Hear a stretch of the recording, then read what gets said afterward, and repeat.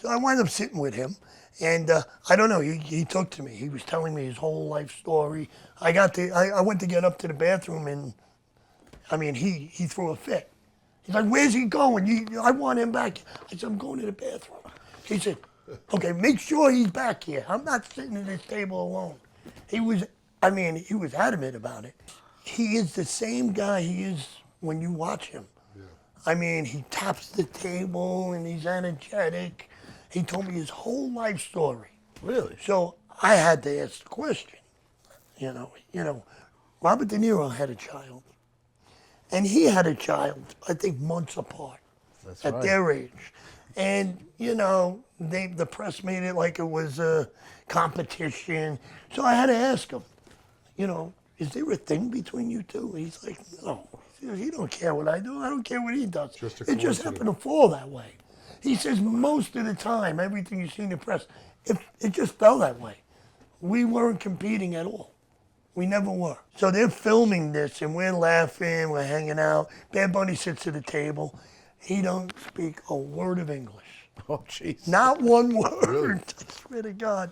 So that was complicated, but we figured it out, and we had him laughing. So whoever was taping this went to show somebody, and they started asking what movie is. And it wasn't. It was just a conversation. But it played like a movie. Even when I watched it, I would swear to God it's some new movie coming out. He's that good. Wow. And I asked him about the cameras, and he says, I don't know nothing about cameras. I don't know nothing about lights. I just come in, I do what I do, and I go home. Shows up. Yeah, That's it.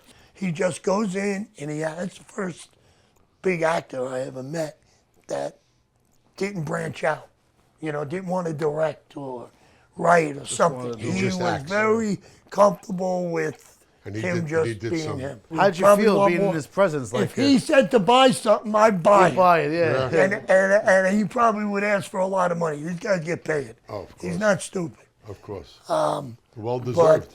he loves film, and he teaches it. He does speak to, audiences. I think he goes to some of the schools. He told me. He gave me a number, and I never called it, but they, when they have actors, they come in and they speak about their experience and how they get into character and all of these, and they take questions, like a Q&A. Wow. So he still does that when he's in New York. So your career has just taken off. I mean, you were Safdie brothers, Pacino, and now you're in the baseball film, right? Yeah, I've been pretty fortunate. That's great. So you've been busy, and you were telling me also last week when we were talking that COVID put a damper on everything. That kind of put a pause on your career at that time. That was like... You would have been a lot further right now, probably, if COVID never happened. I don't know. I like to, naturally, you think that that way. Right. But even though it was going to be tough either way. Yeah. And even through all that, through the COVID and the strike, I still managed to, the Safdie brothers really kept me busy. They kept me modeling. I did my first music video.